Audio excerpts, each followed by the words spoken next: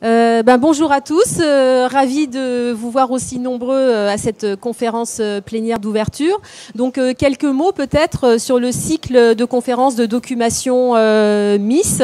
Donc c'est un cycle de conférences avec 6 conférences plénières. Donc on démarre aujourd'hui avec ce qui a été le titre du salon cette année, c'est-à-dire la transformation numérique, l'accompagnement de la transformation numérique. On va également traiter dans d'autres conférences de thèmes comme la dématérialisation, la GED collaborative, la notion de responsabilité et d'éthique par rapport à l'information et aux data, etc., etc. Voilà. Donc on voulait vous dire quelques mots d'introduction en fait et d'ouverture de ce salon. Donc je vais passer la parole quelques instants à Laurent Hédieux, qui est le directeur du salon et puis également le directeur du pôle technologie chez Reed. Merci Louise. Bonjour mesdames, bonjour messieurs. Effectivement, c'est voilà les toutes premières minutes de ce programme de conférence qui démarre avec vous. Merci de votre présence. Vous êtes très nombreux et effectivement, à l'image de l'année dernière, sous la présidence de Louise Guerre et ses équipes et en association avec des personnalités illustres de ce marché de la transformation numérique, vous allez pouvoir suivre un très beau cycle de conférences. Nous sommes très fiers et nous vous remercions effectivement de ce temps que vous allez consacrer en espérant que vous ayez au travers de ce temps beaucoup de connaissances, beaucoup de partage de connaissances. Donc Documentation MIS, c'est pendant 2 jours pour vous un rendez-vous pour vous enrichir, pour apprendre, pour avancer effectivement sur ces marchés, sur ces transformations très importantes pour vos entreprises. Et en tant que Reed Exposition France, on souhaite être à la hauteur de vos attentes et de vos exigences, tant au travers du programme de conférence, et j'en terminerai là aussi. N'oubliez pas toutes ces entreprises qui exposent pour vous accueillir et pour vous présenter leurs solutions et vous consacrer du temps pour vous apporter aussi leur expertise. Merci à tous et très bonne conférence. Merci. Très bien, écoutez, on va donc rentrer de plein pied dans cette première conférence plénière. Je suis désolée pour la régie, j'ai oublié de donner le top départ. J'y penserai la prochaine fois. Alors, au niveau de cette conférence, donc, on inaugure cette année une interactivité. Donc, on a des micros, donc ceux qui voudront poser des questions à la fin de la conférence en réel pourront le faire. Mais vous allez aussi pouvoir poser vos questions par SMS. Et donc, ces questions vont ensuite être modérées ici au niveau de la table ronde. Voilà. Donc, vous avez 2 possibilités pour poser les questions à vos interlocuteurs. Alors, on va démarrer... Voilà. Alors, pour introduire le sujet, quelques éléments d'information. Donc sur la transformation numérique, la transition digitale, voilà, on va pas forcément passer beaucoup de temps à jouer sur les mots. C'est un sujet très à la mode, bien évidemment, mais qui influe fortement sur les organisations quelles qu'elles soient, que ce soit une petite commune, un ministère, une PME ou une grande entreprise. Donc pas mal d'études sortent en ce moment, donc voilà, très rapidement quelques éléments d'information. Il y a une première étude de McKinsey France qui parle de la transformation numérique comme un gisement de croissance et de compétitivité, qui concerne tous les secteurs apparemment. Donc voilà, on verra ça avec nos intervenants tout à l'heure, et qui parle également de l'urgence à réduire le décalage qu'on peut tous avoir aujourd'hui entre nos pratiques individuelles où on est tous connectés, hyper connectés, en multicanal, multi-device, etc. et les entreprises qui ne sont pas forcément aussi avancées et fluides que les particuliers. Donc voilà, ça c'est un premier élément d'information. Les freins qui sont donnés selon cette étude à la transformation, donc on verra ça avec nos intervenants tout à l'heure, ce sont d'abord des difficultés organisationnelles, comment on s'organise pour cette transformation, qui va la piloter, quels services, quelles fonctions sont concernés. Le deuxième frein, selon cette étude, c'est le déficit de compétences numériques, c'est-à-dire le déficit de personnes pouvant être amenés à piloter, à gérer et à intervenir dans ces projets, et donc à avoir une pratique, une connaissance des nouvelles technologies. Et bien évidemment, les marges de manœuvre financières qui sont quelquefois assez étroites dans les entreprises ou les collectivités ou les administrations. Une autre étude, et j'en finirai là, c'est une étude de Capgemini qui a été conduite avec le MIT, qui parle de quatre grands types de transformeurs numériques. Donc là aussi, on verra comment nos intervenants réagissent à ça. Alors, on va commencer par le bas, les conservateurs. Donc les conservateurs, ce sont ceux qui disent bon, les nouvelles technologies, tout ça, c'est quand même un peu gadget. Nous, tout fonctionne bien, donc finalement, est-ce qu'on a des bonnes raisons de changer ? Les débutants, donc ça, ce sont ceux qui commencent à initier des projets dans le domaine. Les fashionitas, donc ça, ce sont les entreprises qui se disent tiens, on va créer une application pour telle activité, et puis comme ça, on pourra vraiment montrer qu'on est dans les nouvelles technologies. Donc voilà, c'est un peu l'effet de mode sans plus. Et les digirati. Alors les digirati, ce sont ceux qui sont dans le digital à maturité. Donc ce sont vraiment les entreprises digitales. Ça veut dire des entreprises qui ont réussi à mettre en place un certain nombre de nouvelles technologies, donc à transformer numériquement l'entreprise, et qui ont également réussi à manager la transformation numérique au niveau organisationnel. Voilà, donc on devrait viser à être des digirati. Et selon cette étude qui a été menée auprès de 400 entreprises, les digirati seraient 26% plus profitables que les autres. Voilà, serait parce qu'on n'en sait rien, mais bon, 400 entreprises, ça permet quand même d'avoir une base intéressante. Voilà, donc ça c'est pour vous mettre en appétit et mettre en appétit nos intervenants. Donc ensuite je vais les présenter à tour de rôle, mais donc Bruno Grossi d'Econocom va ouvrir les débats, donc je vais commencer surtout les questions avec lui. Ensuite Hubert Tournier qui est DSI du groupement Les Mousquetaires, adjoint. Je suis un peu en avance. C'est après, voilà. Et qui est également membre du CIGREF. Donc ça va être intéressant de voir avec lui comment les DSI se positionnent sur ce type de projet. Ensuite, Philippe Roux, qui représente une toute nouvelle association, puisqu'elle est née au mois d'août dernier, et qui représente les Chief Digital Officers. Donc, il nous expliquera tout à l'heure qu'est-ce que c'est que cette nouvelle fonction de Chief Digital Officer. Et on clôturera avec Philippe Lemoine, qui sera bien présent, mais qui avait une autre intervention ce matin, et qui va arriver à 10h30. Donc, on réservera un certain nombre de questions pour lui. Donc, voilà comment on va s'organiser la conférence. Donc, n'hésitez pas à poser vos questions. Donc on va commencer avec vous, Bruno Grossi. Alors votre fonction, vous êtes responsable de la stratégie et du développement, je crois, chez Econocom. Donc vous allez nous expliquer ça. Et ma première question, c'est de voir avec vous. On a vu dans ces chiffres que tous les secteurs seraient concernés. Est-ce que c'est ce que vous constatez dans vos pratiques ? Oui, alors d'abord merci Louise pour votre invitation. Au nom de la société que je représente. Alors moi j'ai un titre très simple, je suis directeur exécutif d'Econocom en charge effectivement de la stratégie, du marketing et des acquisitions. Et on verra que c'est peut-être un sujet très intéressant. Donc merci de l'invitation et merci de la question, puisque vous le disiez tout à l'heure, c'est un peu le buzz sur la transformation numérique, mais ça reste quand même un sujet très, très important. Et je pense que dans cette salle, moi y compris, on représente tous des sociétés qui ont au minimum un besoin de se transformer et peut-être même voire des impératifs, un impératif de transformation.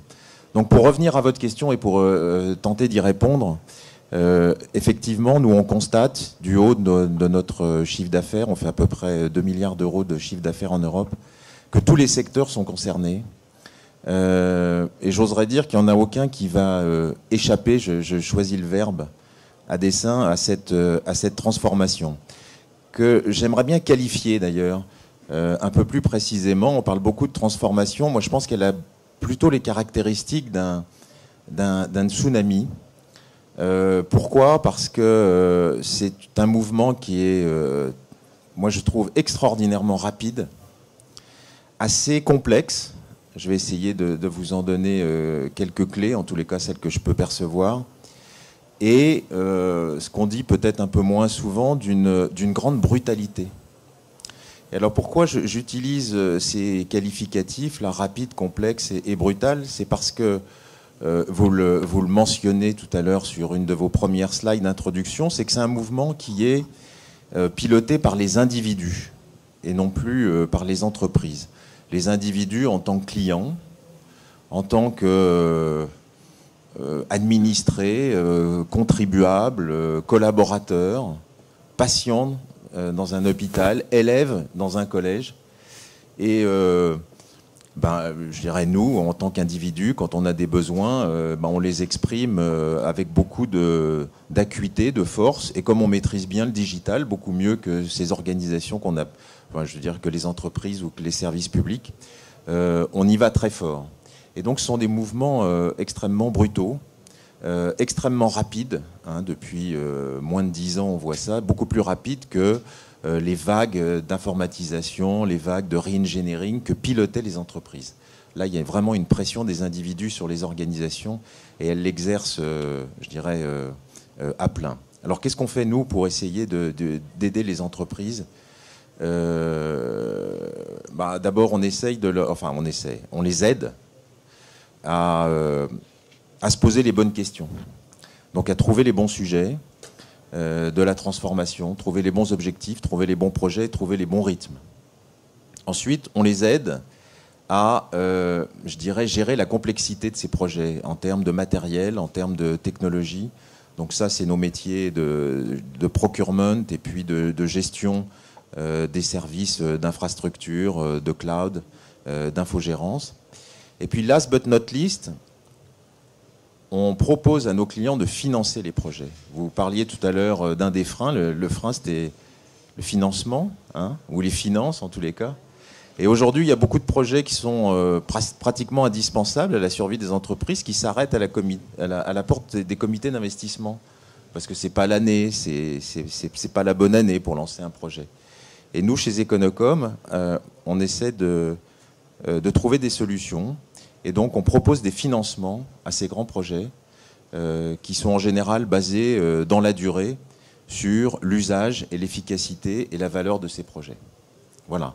Donc ça, c'est mon premier, mon premier élément de réponse. En termes de secteurs, il y a évidemment des secteurs qui sont plus en avance que d'autres. Alors, avance ou, je ne veux pas parler de retard, mais plutôt... disons, de prise de conscience un peu plus tardive de la nécessité de s'y mettre.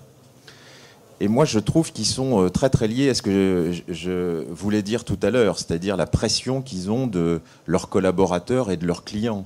Si vous prenez le retail, par exemple, ou le tourisme, qui est, je dirais, un exemple ultime, vous voyez bien que les clients finaux, là, peuvent exercer une pression directe sur l'entreprise. Et donc, il est peu surprenant, à mon avis, de voir que c'est ces deux secteurs qui ont, je dirais, pris le train du numérique avant les autres. Et on voit d'ailleurs pour le tourisme, puisque ça fait même des dégâts, hein, puisqu'il y a quand même beaucoup de grands acteurs du tourisme qui se trouvent remis en cause par ce tsunami numérique. À l'autre bout du spectre, on va trouver, alors au milieu, on va trouver des entreprises ou des secteurs qui sont soumis à la pression de leurs clients, mais qui agissent quand même dans des règles très définies, comme la banque ou l'assurance. Donc qui s'y mettent aussi, mais avec un petit décalage. Et donc les secteurs qui démarrent simplement, c'est plutôt les secteurs très administrés ou très régaliens, comme la santé ou l'éducation. Mais j'espère que j'aurai l'occasion de répondre à certaines de vos questions sur ces secteurs. Est-ce que vous voulez que je vous donne un ou deux exemples ? Oui, voilà, justement, sur le secteur de l'éducation, parce que là, on peut tous être concernés. Est-ce que vous auriez un exemple emblématique à nous Alors, l'éducation, c'est intéressant, parce qu'on a... alors, c'est très récent, puisque les politiques là, sont en train de s'emparer du sujet depuis septembre. Depuis septembre, que ce soit le président de la République, les ministres ou les politiques à l'échelon départemental ou régional se prennent d'amour pour la transformation numérique. Alors nous, on a travaillé sur un très très beau projet du département 93, donc qui est voisin d'ici, qui est un département qui a des caractéristiques assez intéressantes. Je les rappelle, vous verrez pourquoi. D'abord, c'est un département très jeune et c'est un département qui a quand même un certain nombre de difficultés, je dirais, d'intégration et d'éducation. Et donc le président du Conseil général a décidé de lancer un très grand programme. Il a appelé ça un choc numérique, un choc éducatif pour essayer de remobiliser un petit peu son électorat et puis faire son job, c'est-à-dire intégrer les élèves. Et donc il a lancé un grand programme de réflexion et de construction de collèges tout numérique. Et nous, on a eu la chance de travailler avec ce président de conseil.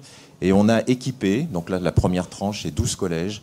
On a équipé, de pied en cap, tous les collèges de matériel, d'équipement numérique et de fonctionnalités numériques. Alors, pour le corps enseignant, pour les élèves, il y a à peu près 10 000 équipements répartis sur 12 collèges. Donc, vous voyez, c'est fort, ils y ont été très forts, donc c'est des tablettes, c'est des tableaux interactifs, c'est des capacités de génération de programmes, d'exercices qui sont remis à jour le soir. Tout ça tourne dans un cloud, qui est le nôtre d'ailleurs, mais enfin vous voyez, c'est assez moderne et c'est assez osé. Et on a fait ça au courant de l'été, donc ça a été décidé très vite. Et on a des résultats qui sont assez étonnants, positifs et étonnants. Il y a pas mal de vidéos sur YouTube, je vous engage à les regarder, sur l'acceptation par le corps enseignant, évidemment le bonheur des élèves et des politiques maintenant, qui constatent qu'ils avaient eu raison de faire ça. Donc on a accompagné le Conseil sur la digitalisation des collèges. Et on va, je pense, attaquer les prochaines tranches. Voilà. Donc, prise de conscience tardive dans l'enseignement, mais moi, j'y crois beaucoup et je pense qu'on est à l'aube d'un choc numérique dans l'éducation. Et là, sur cet exemple-là, ça concerne quelle classe d'âge ? C'est tous les âges de la c'est maternelle le collège, au lycée ? Non, c'est le collège. Les conseils généraux, c'est les collèges. Alors, on a d'autres exemples, mais comme on n'a pas beaucoup de temps ce matin, on a d'autres exemples dans des classes de primaire. On a d'autres exemples dans des lycées. Mais celui-là, je le trouvais emblématique parce que le 93, c'est quand même parfois de triste mémoire. Et puis, c'est aussi un signe d'espoir. Voilà, ça peut être à la pointe là-dessus. Alors justement, dans le sous-titre de cette plénière, c'est comprendre et ensuite agir. Quels conseils vous pourriez donner aux participants dans la salle qui souhaiteraient se lancer ou qui ont déjà commencé à se lancer dans un projet de transformation numérique ? D'accord. Donc comme on avait un peu préparé les questions, il faut le dire. Les choses se préparent pour être réussies. Donc moi j'ai synthétisé ma réponse en deux volets. D'abord, rappeler les freins, 4 freins, et puis des clés de succès. Donc j'ai pris l'aspect positif de votre question, Louise, vous ne m'en voudrez pas. Donc les freins, moi le premier d'entre eux que j'aimerais mettre en exergue et qui n'était peut-être pas présent là dans les études que vous avez présentées, c'est, comment le dire poliment, une certaine incompréhension ou une perplexité des managers ou des politiques ou des représentants syndicaux devant le phénomène de la transformation numérique. Je pense que ça nous prend tous un peu de temps en temps à contre-pied de ce qu'on a vécu, de ce qu'on a appris, de ce qu'on a pratiqué. Et on est dans une période un peu intermédiaire là de perplexité. Et donc il faut passer de l'autre côté. Et devenir, je dirais, un peu plus convaincu, téméraire et volontaire. Ensuite, je reprendrai volontiers les résultats, parce qu'on le constate tous les jours, nous, chez Econocom. Donc le financement, ça c'est assez dramatique en ce moment, puisqu'on a une sorte de concordance négative là des temps. Hein. Les entreprises ont quand même des marges assez faibles, elles ont des capacités financières assez faibles et elles ont toutes un besoin ou un impératif de se transformer et donc d'investir. Donc c'est là où nous on intervient en proposant des offres de financement. Ensuite, il y a les ressources, le manque de ressources, vous l'avez dit, à l'intérieur des entreprises et surtout la difficulté de mettre en commun un mix d'expertise qui est pas simple. Hein. Un projet de transformation numérique, c'est pas simplement mettre en place un ERP ou un CRM. Et donc il y a beaucoup de compétences différentes à mettre en place, hein, des experts techniques à la conduite du changement. Et puis il y a une obsession actuellement qui est un frein un peu. Enfin, c'est pas une obsession légitime. Hein. C'est pas un jugement de valeur, c'est la sécurisation des données. Moi, je crois qu'il y a beaucoup de gens qui retardent, peut-être inconsidérément, des projets sous prétexte que ça va mettre en danger soit la sécurisation des données, des flux, d'un certain nombre de process. Et là, je crois que notre devoir, c'est d'aller justement vers ces gens et lever les craintes. Alors, les clés du succès, maintenant... outre le fait de répondre à ces freins, évidemment, c'est l'écoute. Moi, je vous ai dit tout à l'heure, et j'en suis totalement convaincu, c'est un mouvement qui part des individus. Encore une fois, qu'ils soient collaborateurs ou clients. Donc, il faut les écouter. Et ça, je pense que nous, entreprises, nous ne savons pas encore bien écouter nos clients, nos partenaires, nos collaborateurs. Les écouter pourquoi ? Pour choisir les bons projets, pour choisir les bons sujets. On ne peut pas tout faire. Mais une fois qu'on les a choisis, ces sujets, il faut y aller vite et fort. Donc, mettre en place, je dirais, les bons capteurs pour être sûr de partir sur les bons projets et ne pas trop embrasser dès le départ. Ça, c'est mon premier conseil. Mon deuxième conseil, c'est la vitesse, c'est le rythme. On ne peut pas mener un projet de transformation digitale, fût-il sur le bon sujet, si on a le rythme d'un grand projet informatique de 12 mois, de 16 mois. Parce que 12 mois, 16 mois après, votre projet, il est déjà obsolète. Je veux dire, les individus, nous, quand on capte des usages numériques, je veux dire, on n'est pas sur des cycles d'un an. On est sur des cycles de sortie de l'iPhone, de la tablette, de la dernière application. Ça va beaucoup plus vite que ça. On ne peut pas faire des projets avec ce type de rythme. Enfin, en tous les cas, ça, c'est ma conviction. Ensuite, mon troisième conseil, si je puis dire, c'est une fois qu'on a choisi le bon sujet, une fois qu'on a choisi le bon rythme, et donc un rythme élevé, je pense qu'il faut arrêter cette manie, peut-être un peu française, et je suis français et fier de l'être, de l'expérimentation et du pilote. Et d'y aller, moi je pense qu'il faut y aller fort. Il faut y aller, au contraire, sur toutes les... Il faut se lancer. Il faut se lancer, voilà. Il faut se lancer. Alors c'est très corrélé à l'aspect rapidité, mais je pense qu'il faut y aller. Et c'est pour ça qu'il faut choisir les bons sujets. Et puis en fait, enfin, dernier conseil, il est peut-être évident, mais il est rarement mis en place correctement, c'est le niveau d'engagement. L'engagement de la DG, l'engagement de l'entreprise, c'est une clé de succès, parce que ça va être compliqué. C'est compliqué, un projet. On appelle les sponsors du... Ouais, mais du plus projet. que ça, c'est un vrai engagement, parce que il va y avoir des craintes, il va y avoir des préventions, parce que ça va changer des choses dans le comportement, ça va bousculer. Et donc, s'il n'y a pas un engagement indéfectible, à commencer par la DG, je pense que le projet est assez mal parti.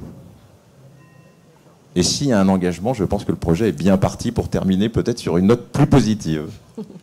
Je voulais juste faire un petit commentaire sur un chiffre, parce qu'à l'occasion de Documation, il y a eu une grande enquête qui a été lancée avec IFOP, donc auprès de 1000 personnes. Et effectivement, on voit que les individus, les cadres, les salariés, etc., font confiance au numérique pour échanger, partager, communiquer des informations. Et ils sont un tiers à dire quand même la sécurité et la confidentialité, on a un petit peu plus confiance quand ça reste sous format papier. Voilà, donc ce qui est évidemment faux, puisqu'on a plus de risques de perdre un document papier qu'un document numérique, si évidemment il est correctement stocké et sauvegardé.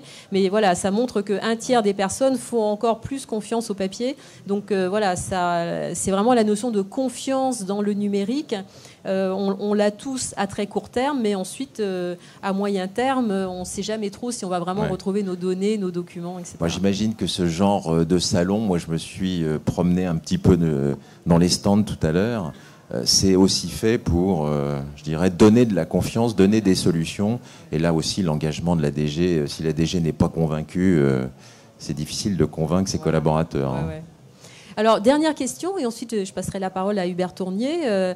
Vous observez, vous êtes impliqué dans beaucoup de sujets de transformation, et puis on parle de la transformation numérique quand même depuis plusieurs années. Est-ce que vous notez des nouvelles tendances sur ce sujet-là? Alors, nouvelles, à mon avis, pas vraiment, mais fortes, oui, dans ce que l'on fait, nous, et ce que l'on pratique pour nos clients. Encore une fois, on travaille dans une quinzaine de pays en Europe et en Amérique. Et il y a quand même des tendances fortes. Donc je fais la distinction entre tendances et préoccupations.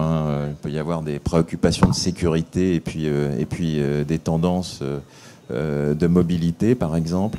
Les grandes tendances, c'est effectivement, la mobilité. Ça ne désarme pas, c'est-à-dire que collaborateurs, clients, applications, objets, il faut que tout soit mobile, accessible, quel que soit le device, quel que soit le lieu, quelle que soit l'heure. Donc ça, c'est vraiment une famille très forte de projets chez nous et de finalités de projets. Ensuite, il y en a une autre tendance qui est assez récente chez nous. Et je pense qu'Econocom est un bon indicateur avancé de ça, puisqu'on vend aussi pas mal de matériel, on fournit le matériel à nos clients. C'est ce qu'on appelle les objets connectés ou l'Internet des objets. Et là, depuis 6 mois, nous, on voit une accélération, mais très forte, de la vente de ces devices, souvent assez méconnus, sans écran, un peu obscurs. Alors c'est des capteurs, des éléments qui permettent de gérer de la traçabilité, de remonter des informations, que ce soit pour, je dirais, des utilities ou des circuits de production. Et ça s'accélère très fort. Donc c'est précurseur, je pense, de projets dans les semaines qui viennent ou dans les mois qui viennent, parce qu'on a vraiment un step change très fort. Et puis on note... c'est une réalité, ce qu'on lit, vous et moi, parfois, dans les magazines ou dans les journaux, c'est les projets qui se basent sur l'exploitation d'un grand volume de données. Alors on appelle ça le big data. C'est vrai que dans l'analyse comportementale, je pense que dans le retail, dans le tourisme, dans la banque, ça devient vraiment une tendance forte. Dans la santé aussi, ça devient, je dirais, un élément très important sur des choses très sérieuses et à très forte valeur ajoutée, comme par exemple l'aide au diagnostic clinique dans les hôpitaux sur des maladies un peu compliquées, un peu rares. L'analyse des données, la navigation dans des données cliniques permet d'aider au diagnostic. Et on mène pas mal de projets dans ce domaine-là, et moi je trouve ça plutôt à la fois sympathique et rassurant. Voilà, en ce qui concerne les tendances vues par Econocom. D'accord. Alors, une question qui nous arrive de la salle, donc à laquelle justement vous allez peut-être pouvoir rebondir, mais les autres intervenants aussi. N'y a-t-il pas aussi un problème avec les RH qui n'arrivent pas à détecter les bons profils pour travailler justement sur ce type de projet ? Il y a un sujet, en tous les cas, je ne sais pas s'il y a un problème. Oui, la personne qui pose la question a raison, c'est une bonne question. Oui, il y a un sujet, il faut aider les RH à détecter, à recruter les bons profils. C'est d'autant moins difficile quand on a bien défini le projet, sa finalité, son objectif. Parce que recruter des gens pour faire du numérique, bon, ça c'est compliqué. Recruter des gens dans le cadre d'un projet de transformation numérique qui a des caractéristiques assez précises, c'est déjà un tout petit peu moins complexe. Alors, et sinon, nous, l'exemple que je peux donner d'Econocom, c'est que c'est vrai que la DRH chez nous, un peu sous notre impulsion, hein, sous l'impulsion du COMEX, sous forme, donc ça c'est notre engagement aussi, commence à ouvrir ses sources et l'origine de ses recrutements à d'autres profils et à d'autres canaux. C'est-à-dire qu'on est un tout petit peu moins fermé sur des profils, je dirais, école d'ingénieur, école d'informatique, école de commerce. On s'ouvre beaucoup sur l'universitaire, on s'ouvre beaucoup sur l'apprentissage, et on s'ouvre beaucoup aussi sur l'entrepreneuriat, ou en tous les cas les jeunes qui ont tenté l'aventure entrepreneuriale, puisque moi je dis souvent que le numérique c'est aussi un problème d'attitude, et on va chercher, en y investissant, en les aidant, en construisant avec d'autres des pépinières ou des incubateurs, on essaye de se rapprocher de ces jeunes talents qui tentent l'aventure, qui la réussissent ou la réussissent un peu moins, mais on leur donne une deuxième chance. Donc c'est vrai, c'est un sujet intéressant et important. Donc un des mots-clés, c'est l'ouverture. Alors, Hubert Tournier, donc vous êtes vraiment dans le métier de l'informatique. Alors déjà, dans un premier temps, par rapport au métier de votre entreprise, comment est-ce que vous appréhendez la transformation numérique? Est-ce que vous avez des projets dans ce sens, et quels sont-ils? Oui, donc bonjour à toutes et tous. Donc effectivement, dans le retail, on est dans le commerce, et quand on est dans le commerce, effectivement, on s'intéresse forcément à la relation qu'on peut avoir avec nos clients, nos prospects, et donc cette relation est fortement donc impactée par les technologies numériques. Donc, comme on dit aujourd'hui, comme on disait avant, le client est roi, mais on le disait en ne le pensant pas vraiment, mais aujourd'hui c'est vrai. C'est le client qui choisit le moment, c'est le client qui choisit le lieu, c'est le client qui choisit finalement le périphérique, l'outil avec lequel il va communiquer avec nous, et c'est le client qui choisit l'endroit où il met ses données. On a un petit vocabulaire pour en parler, on parle de ATAWADAC, Anytime, Anywhere, Any Device, Any Cloud. Bon, voilà. Donc là, le client est vraiment roi aujourd'hui, et donc si on ne tire pas parti de cette information-là et qu'on ne l'exploite pas alors qu'on est dans le commerce, on a juste raté quelque chose. Donc des projets sur le numérique, sur le digital, il y en a une foultitude. On ne rencontre pas le problème de moyens dont vous avez parlé, bien au contraire. Le problème est plutôt de sélectionner les bonnes choses. Et donc du coup, il faut plutôt se poser la question de qu'est-ce qu'on doit faire et pourquoi on doit le faire. Si vous me permettez, je reprends la question et je la remets dans l'autre sens. Vous avez parlé de transformation numérique. Ce terme n'est pas du tout anodin. Je vous invite à y réfléchir 2 secondes. On n'a pas dit évolution numérique. On n'a pas dit on faisait ça et demain on fait le petit coup +1 qui est juste derrière. On n'a pas dit révolution numérique. On n'a pas dit qu'on était à un point et qu'on a fait un parcours et qu'on revient au même point, peut-être avec d'autres acteurs. On a dit transformation numérique. Transformation, on change de forme. On était quelque chose, on devient autre chose. On sait d'ailleurs pas toujours très bien quoi. Donc là, ça veut dire que c'est un bouleversement majeur pour l'entreprise. Donc si on le prend comme ça va induire un certain nombre de réponses, notamment sur ce qu'il faut faire dans l'entreprise. Je reprends la question qui est là au tableau, là sur les RH. Est-ce que le problème, c'est de détecter les bons profils au sein de l'entreprise, ou est-ce que le problème, c'est de comprendre de quoi on a vraiment besoin? Et puisqu'on n'avait pas compris précédemment, il y a quand même relativement peu de chances qu'on l'ait déjà dans l'entreprise. Donc c'est un problème de sourcing pour moi plutôt qu'un problème de promotion interne, d'identification. Ça vient aussi, hein, je vous rassure, il faut essayer de faire avec les gens qu'on a, essayer de les faire progresser. Mais c'est d'abord pour moi, qu'est-ce qu'on a à faire et donc qui seront les personnes les plus adaptées pour arriver à le faire. Alors je reviens à la question à transformation numérique. Transformation numérique, qui est chargé de cette affaire-là au premier chef dans une entreprise? Si ce n'est pas le directeur général qui s'en occupe, et c'est un des points que vous aviez soulevé, je crois qu'on a tous raté quelque chose. Ce n'est pas la prérogative d'un responsable informatique, ce n'est pas la prérogative d'un responsable marketing, ce n'est pas la prérogative non plus d'un chief digital officer, ou du moins par défaut. C'est peut-être justement parce qu'une direction générale n'a pas identifié le sujet, ne l'a pas compris, ou du moins aperçu ses limites, donc elle l'a sous-traité à quelqu'un, que c'est confié à un de ces acteurs-là. Un des travaux qu'on a mené avec le SIGREF, normalement, c'est justement comment se passe cette gouvernance du numérique, et donc qui est partie prenante autour d'un sujet de ce type-là. Mais donc, si vous me permettez donc, ce recentrage, pour moi, transformation numérique, c'est un sujet qui concerne vraiment l'entreprise et son évolution, sa transformation profonde. Donc, c'est pour la direction générale, ça doit être piloté par elle. Ça peut être après, bien sûr, décliné sur l'ensemble des équipes de la direction générale, hein, directeur des systèmes d'information, bien entendu, mais tous les autres aussi. Hein, tout le monde est concerné par cette affaire-là. Deuxième point, on parle de quelle transformation? Est-ce qu'on parle d'une transformation, entre guillemets, excusez-moi du terme, par la quincaillerie, c'est-à-dire par le matériel, par la technique, par les outils, ou est-ce qu'on parle d'une transformation par les business models? Alors je vais évacuer la quincaillerie, si vous voulez bien, même si je suis dans la quincaillerie, parce qu'en tant que responsable informatique, on est là aussi pour mettre des outils à disposition des gens. Et dans ce salon-là, on va parler beaucoup d'outils, mais c'est pas de ça dont il faut parler. Hein. Si vous traitez le problème à ce niveau-là, vous êtes juste en train de quelque part traiter un symptôme et vous n'avez pas traité le besoin. Alors, donc ça nous amène à une vision qui est qu'on parle du numérique pour l'interne ou pour l'externe? Donc, on a le choix hein, dans les entreprises. On peut s'occuper de soi, et de ses collaborateurs, et de se demander quelle transformation de leur mode de fonctionnement va être impulsée par les outils. Bon, il faut le faire, bien sûr. Mais si on n'a pas les ressources illimitées pour tout faire, il faut surtout regarder de quelle manière ça va transformer la relation avec nos clients.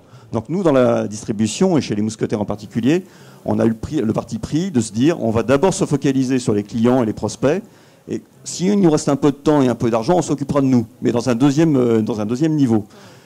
Ensuite, sur cette affaire de transformation, une question qui doit venir assez rapidement aussi, c'est est-ce qu'il faut le faire? Hein, j'ai vu votre étude McKinsey là au début. Là, excusez-moi j'espère qu'il n'y en a pas dans la salle. Il y en a dans la salle des gens de McKinsey? Bon. La dernière fois qu'ils ont écrit quelque chose, c'était sur le cloud. Ils nous ont écrit, et surtout ils l'écrivaient à destination de nos décideurs politiques, que ce serait merveilleux et qu'on créerait en France plus de 500 000 emplois grâce à ce sujet-là. Alors bravo. Alors quand on lit les petites lignes, qu'est-ce qu'on lit? Dans le rapport, on lit que c'est grâce à des gains de productivité importants que les entreprises vont pouvoir avoir recours à des embauches massives. Je ne sais pas dans quelle réalité parallèle vivent les gens qui écrivent ce genre de choses, mais quand il y a des gains de productivité dans les entreprises, ça ne se transpose pas immédiatement en recrutement, bien au contraire. Donc la question sur le numérique pour le décideur politique et la question sur est-ce qu'il faut y aller ou pas, c'est comment ça va se passer effectivement cette redistribution de la valeur, parce que c'est ça dont on parle. Est-ce que ça va passer par des créations massives d'emplois? Probablement pas. Hein. On est plutôt dans le monde de l'automatisation avec le monde du numérique. La question donc, qu'il faut se poser en premier lieu, avant toute chose, c'est est-ce que c'est une bonne chose? Est-ce qu'on est en train d'aller vers un système qui va aboutir finalement au crash de notre modèle économique complet? Aujourd'hui, la France vit difficilement avec 3 millions et demi de chômeurs. Comment est-ce qu'elle vivra demain avec 6 ou 7 millions de chômeurs? Donc vous avez d'autres études que je vous invite à lire où on parle de ce sujet-là. Donc la question qu'il faut se poser, c'est celle-là. Ensuite, les entreprises ne sont pas toutes, du jour au lendemain, transformables numériquement. Hein, dans la distribution, je suis désolé de vous le dire, mais on a encore des produits qui sont tout à fait physiques. Hein. Vous n'allez pas manger du virtuel, vous allez manger des choses tout à fait concrètes. Ces choses-là, on doit les acheter, on doit les mettre sur des entrepôts, on doit les acheminer vers des points de vente, etc. On doit vous les présenter, on doit éventuellement vous les livrer. Et donc, il y a une part physique qui est absolument considérable. Donc, je ne suis pas en train de vous dire que le numérique ne compte pas, même si on a un petit côté conservateur quand même, hein, par rapport à la typologie qui était marquée là tout à l'heure. Mais notre business reste à 75% physique. À 75%. Donc ça veut dire qu'il y a 25% qui restent numériques ou qui deviennent numériques. Est-ce que ça veut dire qu'on abandonne 25% de notre business? Certainement pas. On va quand même s'y intéresser pour 25% de notre business. Est-ce que ça veut dire que le reste n'est pas impacté par le domaine du numérique? Certainement pas non plus. Pour vous donner un exemple dont vous n'avez peut-être pas connaissance, aujourd'hui, il y a des gens, c'est plutôt aux États-Unis, qui essaient de rapprocher ceux qui ont des courses à faire et ceux qui ont du temps pour le faire. Et souvent, c'est pas les mêmes. Donc ça veut dire quoi? Ça veut dire que c'est un peu le Uber des courses.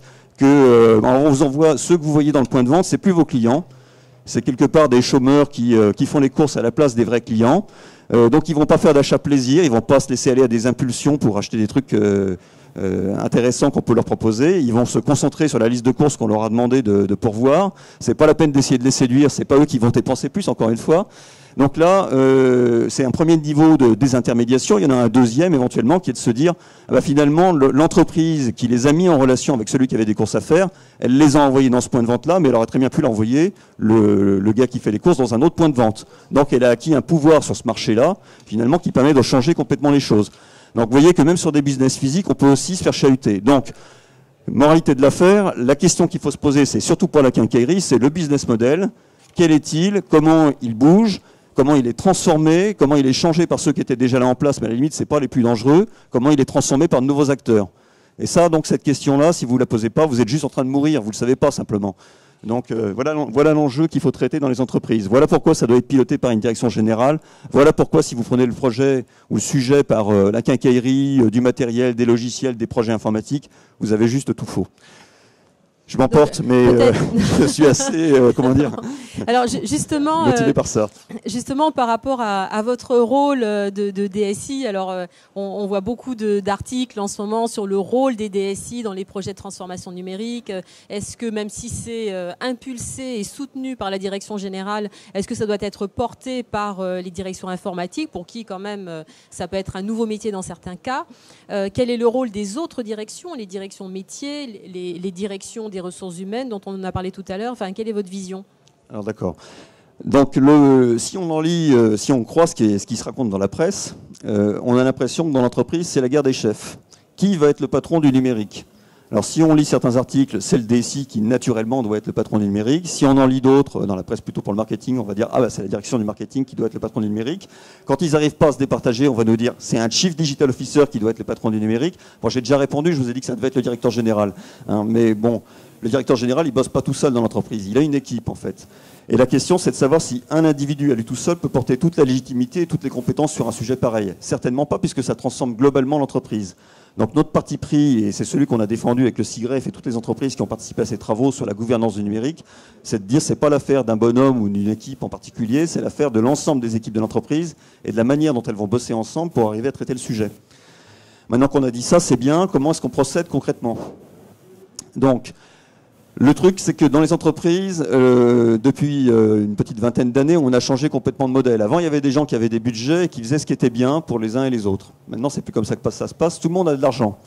Donc, comme tout le monde a de l'argent, tout le monde y va de son petit projet, de sa petite idée numérique et la traite dans son coin. Comme souvent, c'est pas forcément une bonne idée.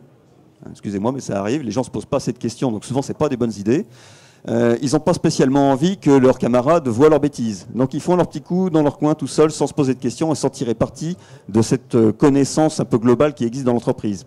Donc la question, c'est de savoir comment est-ce qu'on va voir ces projets numériques, comment est-ce qu'on va se dire c'est les bons, c'est ceux-là qu'il faut faire. Donc la question, c'est encore une question de finalité, il faut revenir à ça. Pourquoi on veut faire ça, hein? Qu'est-ce qu'on essaie d'en tirer? On veut quoi par rapport au consommateur ou au client, quelle que soit la nature du client pour l'entreprise? Donc là, c'est la question qu'il faut se poser. Une fois qu'on l'a déterminé, on peut choisir les moyens pour y arriver. Mais vraiment, il faut le faire dans ce sens-là. Et chacun a son mot à dire. Alors, la légitimité, bien sûr, le DSI va avoir des choses à faire. Il va paver la route pour le numérique. C'est-à-dire que forcément, il y a un côté technique dans la réponse numérique d'une entreprise. Donc, quelque part, il a peut-être la responsabilité d'avoir mis en place ce que je pourrais qualifier d'infrastructures numériques, qui vont être toutes les briques de services, qui vont permettre de construire, ou du moins de bâtir les réponses que les uns et les autres vont faire autour de ce sujet. Il a cette responsabilité-là, et donc il doit avoir fait cette anticipation pour préparer le terrain pour les autres.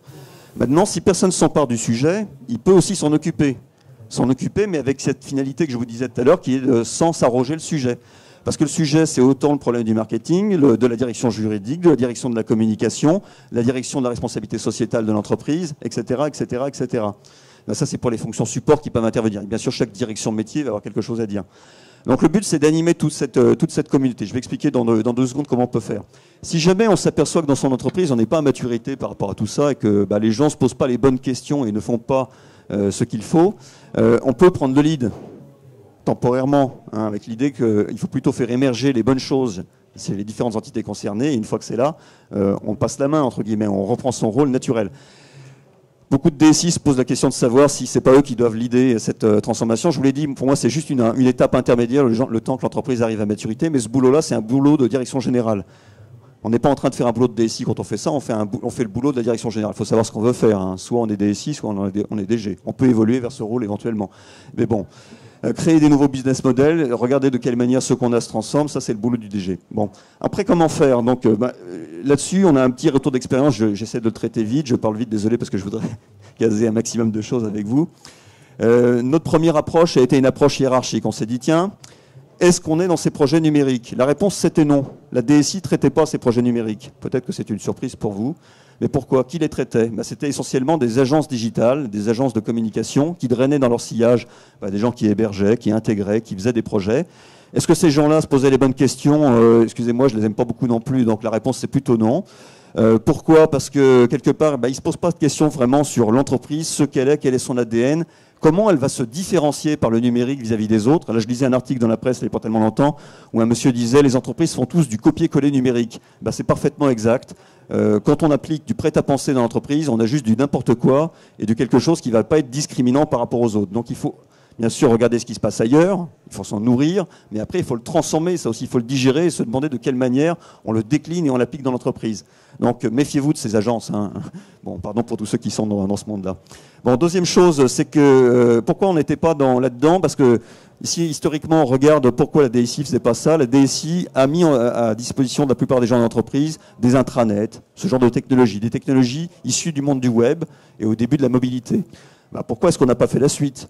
Quand on voit la tête des applications qu'on a mis à disposition des gens, je comprends qu'on ne nous ait pas confié la réalisation des applications pour le consommateur final.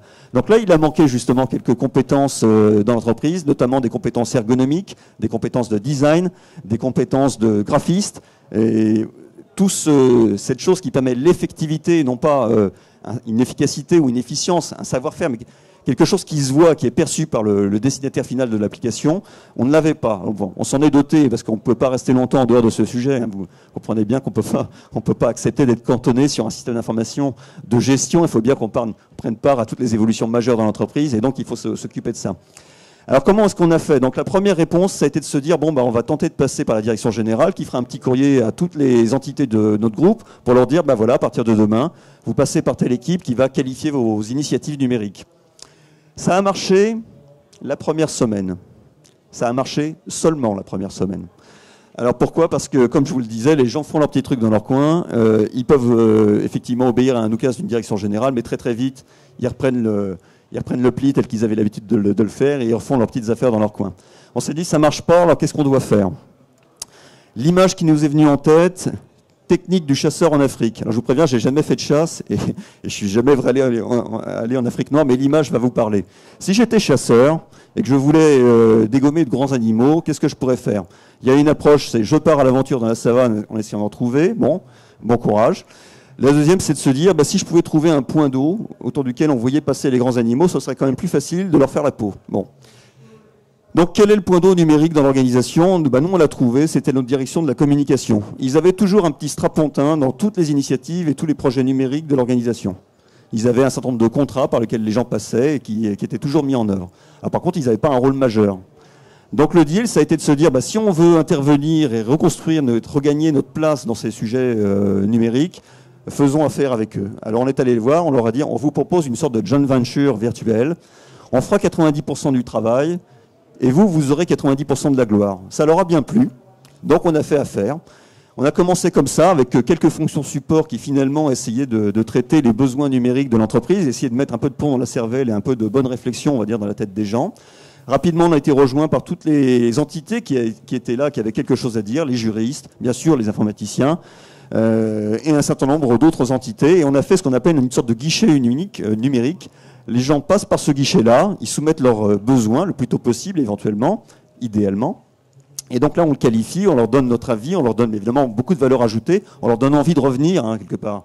Et ensuite, ils font leur projet. Ou alors, on leur dit, c'est une grosse bêtise, ce que tu veux faire. Donc on peut parfois leur suggérer quelques ajustements qui vont permettre de revenir, on va dire, dans la plaque. Quand ils veulent pas, là, on peut pas leur dire non, parce qu'il faut considérer que quand on est une des fonctions support de l'entreprise, et la DSI, c'est une des fonctions support, est-ce qu'on a le pouvoir pour dire à un métier, ne fais pas ça? On l'a pas réellement.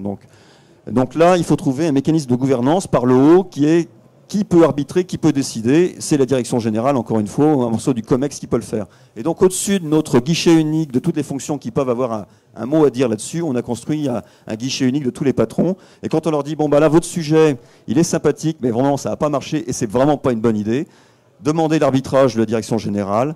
Bon, là, c'est de la dissuasion thermonucléaire. Les gens qui vont faire des bêtises, souvent se disent, non, finalement, je remballe, je fais pas ma bêtise, et je ne vais pas devant la direction générale. De temps en temps, ils sont audacieux, ils y vont. Là, on peut discuter de la dérogation qu'ils obtiennent ou pas. Mais comme ça a pas mal marché. Ensuite, si vous voulez, si vous n'avez fait que ça, vous n'êtes pas bon. Parce que dans le numérique, et le facteur essentiel du numérique, c'est l'accélération, c'est le rapport au temps. La plupart du temps, comme les gens n'ont pas réfléchi, ils voient surtout ce que les autres font et se disent, mince, on aurait dû faire ça. Et donc, quelque part, ils ont déjà 3 mois à 6 mois de retard par rapport aux autres. Donc la question, c'est comment faire pour éviter que ce retard ne survienne. Il faut cogiter beaucoup plus, il faut anticiper beaucoup plus. C'est même pas une question de vitesse, c'est pas une question de rapidité, hein, c'est pas une question de combien de temps vous mettez pour démarrer, combien de temps vous mettez pour finir. Non, c'est à quelle distance vous avez vu venir le sujet. Et donc, quelle cogitation vous avez faite pour ça. Et donc, la réponse qu'on a amenée, nous, par rapport à ça, après je vais peut-être vous redonner la main, c'était de se dire, bon, bah, il faut intervenir beaucoup plus en amont. Comment mettre ce plomb dans la cervelle au bon moment. On a eu besoin, nous, de construire une sorte de direction de conseil, une direction du conseil plutôt métier, évidemment câblée dans le fonctionnement de chacun des intervenants, de chacun des parties prenantes de notre groupe, vivant avec eux, voyant leurs difficultés, se disant voilà sur quoi le numérique pourrait apporter des réponses, regardant ce qui se passe à l'extérieur, se disant voilà les choses qu'il faut transformer, pour quelles raisons, et voilà les coups d'avance qu'on pourrait avoir. Et donc pour cette équipe-là, on n'a pas mis forcément beaucoup d'informaticiens, on en a mis quelques-uns, mais on a recruté des sociologues, on a recruté des économètres, on a recruté des gens du marketing, on a recruté des gens de la com, on a recruté des gens de la qualité. Et donc on n'a pas trouvé un individu qui pourrait porter la totalité des compétences dont on avait besoin. On a assemblé une équipe. Encore une fois, l'équipe pour moi est le mot d'ordre. Hein. Personne n'arrive tout seul au bout du sujet, sur des sujets aussi complexes que ça. C'est quel ensemble de compétences et de très bonnes compétences, de très bon niveau, on assemble pour donner ce conseil-là au meilleur niveau de nos patrons. La direction générale, conseil d'administration, les patrons des différents métiers, les patrons des entités support, pour qu'on fasse les bonnes choses. Et à cette condition, vous avez peut-être effectivement le dispositif d'anticipation qui va permettre de faire les bonnes choses. Beaucoup de passion, là encore, vous voyez. Très bien, merci. On retrouve effectivement l'idée de constituer des équipes avec des personnes variées, diversifiées, pluridisciplinaires et surtout qui n'ont pas une seule vision de l'entreprise. Alors, Philippe Roux, vous êtes délégué de CDO, donc l'Alliance CDO Chief Digital Officer. Dans une autre vie, vous avez eu des responsabilités au niveau marketing et vente dans des entreprises informatiques. Donc voilà, ceci peut expliquer cela. Vous êtes en charge de la stratégie et du développement. Donc peut-être expliquez-nous en quelques mots cette nouvelle association qui est née donc au mois d'août dernier et qu'est-ce qu'il y a derrière cette appellation. Merci Louise. CDO, comme vous l'avez dit, ça a été une association à but non lucratif, association 1901, donc qui regroupe, qui a pour vocation de regrouper les acteurs de la transformation numérique. Ça a été évoqué, CDO, au début, le nom a été choisi parce qu'aux États-Unis, Chief Digital Officer, ça résonne dans l'esprit des gens. En France, un peu moins, parce qu'on peut penser aussi que c'est Chief Data Officer. Et je suis d'accord avec ce qui a été dit par mon collègue Hubert, c'est qu'aujourd'hui, le poste de CDO n'existe que dans assez peu d'entreprises françaises. Moi, je vous propose plutôt une troisième déclinaison de cet acronyme CDO. Pour moi, CDO, c'est chef d'orchestre. On est vraiment dans une image de mise en musique où l'entreprise a un certain nombre de corps de métier, des vents, des percussions, des cordes, etc. Et ce métier est en train de s'accélérer, c'était bien dit tout à l'heure. Tsunami ou pas, c'est clair qu'on ne peut pas laisser rester les bras ballants vis-à-vis de cette transformation numérique. Ça peut être très mortel. J'utilise volontairement ce terme à l'escient. Si on ne fait rien, à l'inverse, il faut pouvoir surfer sur la vague. Je reprends l'image du tsunami de Bruno. Surfer pour en faire quelque chose. Donc l'idée de la création de CDO Alliance, c'est justement ça.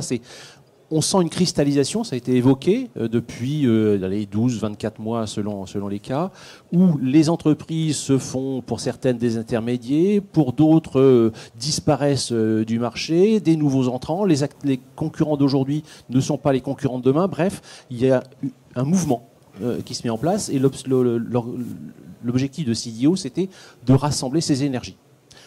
Même si ça a été évoqué par Hubert, la DSI joue évidemment un rôle de moteur, puisqu'il n'y a pas de numérique sans infrastructure numérique. Dans bien des cas, c'est la DSI qui a pris contre vents et marées le lead de ce CDO. Mais d'autres entreprises ont fait des choix différents. Dans le retail, c'est souvent les gens qui sont au marketing, responsables de la relation client, qui ont vu leurs clients quitter les magasins, aller sur des sites marchands. Et l'idée, c'est comment est-ce que je reprends le contrôle de tout ça? Comment est-ce que je me réintermédialise? Comment est-ce que je me reconnecte avec mes clients? je vais revenir sur l'histoire de la DRH parce que je vais prendre l'exemple d'Orange. Donc Orange, quand même une société importante, un certain nombre de centaines de milliers de collaborateurs. Ils n'ont volontairement pas désigné de monsieur ou de madame CDO. Le poste a été découpé en 3. Et l'une de ces 3 têtes, c'est le DRH. Parce que comme ça a été dit tout à l'heure, on va emmener l'entreprise dans la transformation numérique pour récupérer des clients, gagner plus de vitesse, etc., que si on emmène également les collaborateurs dans cette mutation. La transformation, la gestion du changement est réellement clé. Je vais prendre un autre exemple dans le secteur public, la Poste.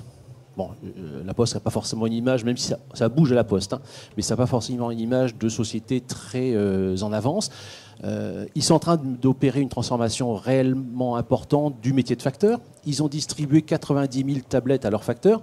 Et comme ça a été dit, c'est pas juste, tiens, je distribue une tablette. L'équipement était important, mais comment est-ce que dans un secteur qui est relativement syndiqué, comment est-ce que j'emmène ces facteurs à changer de métier? Ils vont plus seulement distribuer du courrier, des recommandés, ils vont offrir des services. Donc il y a eu un processus d'accompagnement du changement en intégrant les syndicats pour porter cette nouvelle mission du facteur. Donc la DRH, pour moi, est vraiment un élément clé, à la fois pour recruter et attirer de nouveaux talents, qui manquent cruellement dans certaines entreprises, mais également emmener les talents existants. Il ne faut pas les laisser au bord du chemin, sinon ça va contribuer à agrandir le nombre de chômeurs, et ce n'est pas l'objectif recherché. Donc accompagner les gens. Donc CDO Alliance, c'est cette association de 1901, aujourd'hui avec une vingtaine d'adhérents, et notre objectif, c'est que ce soit un creuset du partage de ces expériences-là. Donc, à part des quelques précurseurs qui ont peut-être tracé la voie, plutôt de l'autre côté de l'Atlantique. En France, il y a certaines entreprises dans différents secteurs d'activité, le retail en particulier, mais pas que, qui ont mené des projets, qui quelquefois les ont menés avec succès, quelquefois avec moins. Et l'objectif, justement, pour préparer l'ensemble des adhérents à accompagner ce changement, c'est peut-être de partager les expériences, de savoir ce qui a été fait chez le concurrent du retail ou chez quelqu'un qui est dans un autre secteur d'activité. On n'hésite pas, nous, à mettre dans la même salle des gens de chez Renault et de chez PSA. Pourquoi ? Parce que le concurrent de Renault, demain, ne sera plus seulement PSA, et inversement, ça va être de nouveaux acteurs. Ça peut être Google, ça peut être des Chinois, ça peut être n'importe qui. Ou Apple. Donc, il faut casser les silos habituels, les mentalités habituelles verticales de concurrence pour passer à une économie de partage et une intelligence collective. C'est vraiment ça ce qu'on veut faire.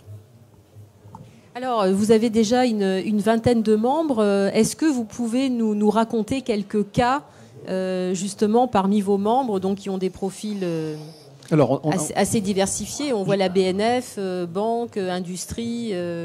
grande distribution, etc.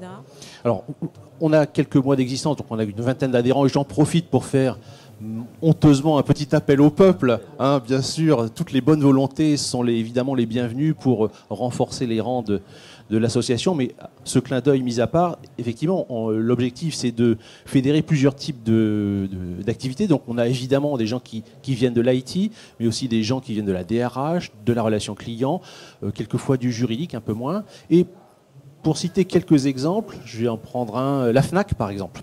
On est dans le retail. La FNAC qu'on voit aujourd'hui, il y en a une ici, hein, elle a complètement changé par rapport à la FNAC d'il y a 2 ou 3 ans, où il y avait des grands linéaires de DVD, de CD. Donc la musique et la vidéo s'est fait complètement désintermédier. Les clients qui rentrent dans les magasins ont déjà tout compris, ont déjà consulté différents sites internet. Comment est-ce que je redonne du pouvoir aux vendeurs? Donc il y avait une démarche, et ça a été bien évoqué, qui était à la fois comment je fais revenir les gens dans les magasins, mais 2, comment est-ce que je donne du pouvoir à mes vendeurs? Parce que bien souvent, les vendeurs de la FNAC ou d'autres, Darty dit exactement la même chose, les vendeurs en savaient quelquefois beaucoup moins que le client qui se présentait. Donc processus de transformation, j'équipe effectivement avec des outils numériques les comparateurs, les caractéristiques techniques, je donne des outils mobiles et on passe d'une vente assise à une vente debout. C'est super important dans le cas d'Darty. Avant, les vendeurs étaient affectés à un rayon. Si je voulais acheter un frigo et une télé, j'étais obligé de changer de vendeur. Donc ça risque on a un risque de perdre du client. Donc ça permet d'avoir un parcours 360 du client et puis de l'accompagner jusqu'aux caisses. Un autre exemple qui n'a rien à voir avec le retail, la construction. Donc la construction, c'est du brick and mortar, on est dans le traditionnel.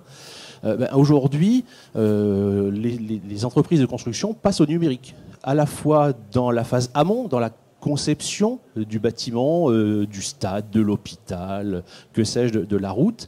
Elles vont associer différents corps de métier autour d'un projet numérique et on va avoir des partages de plans interactifs, des commentaires, etc. Donc ça, c'est la partie amont. Ça permet évidemment d'aller plus vite. Ça permet d'être plus efficace et donc de réduire les coûts, ce qui n'est pas inutile lorsqu'on est dans des appels d'offres internationaux.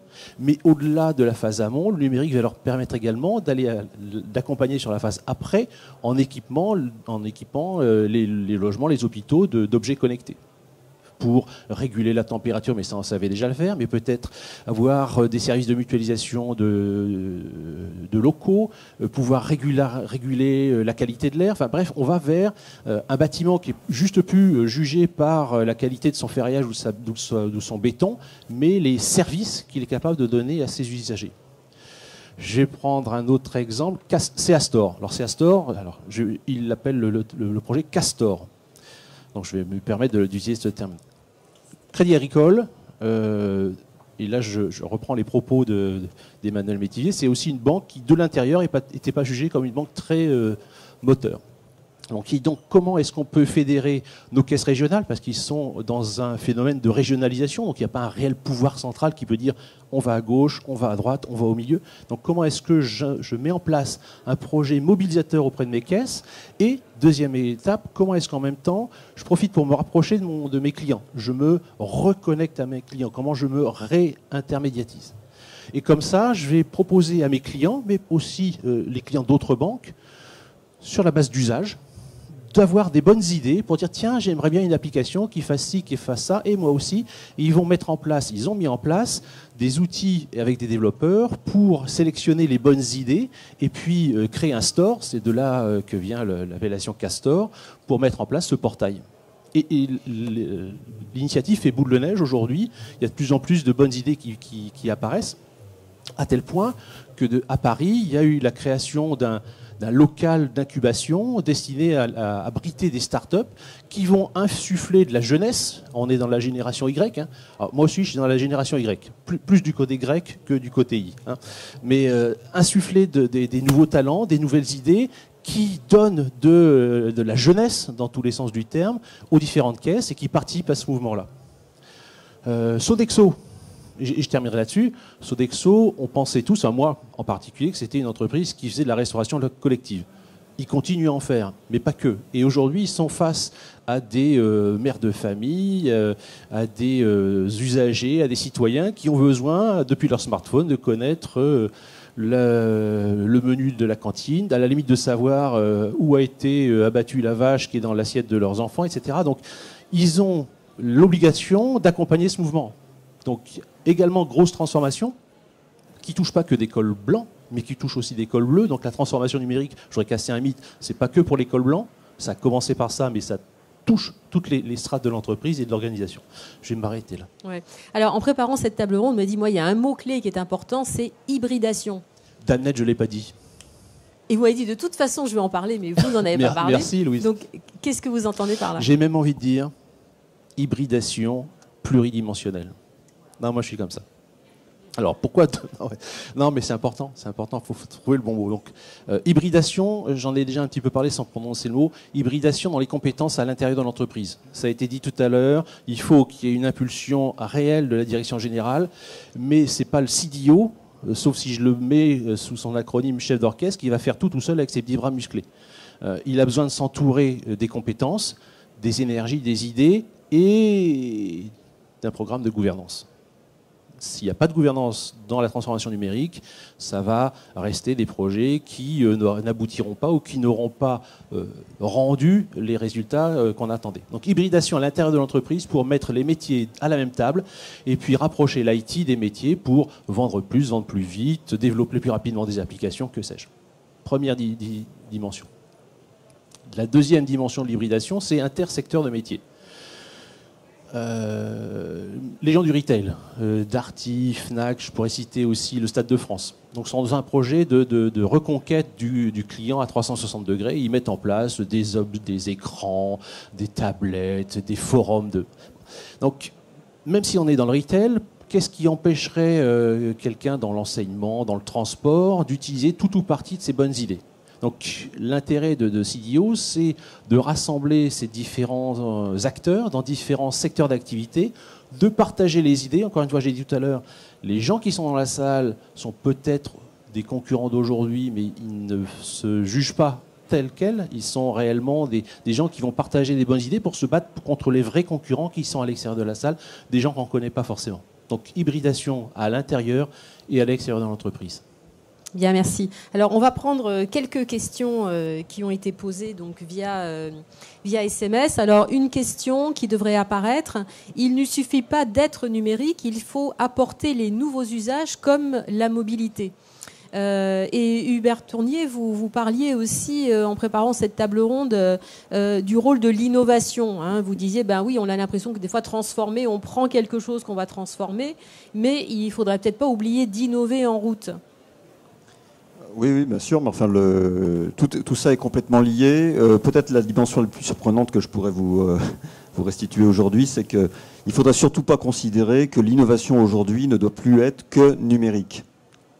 C'est une partie de l'innovation. Et il y a des tas d'autres aspects d'innovation, innovation organisationnelle, innovation produit, innovation processuelle, etc., qui sont extrêmement importants.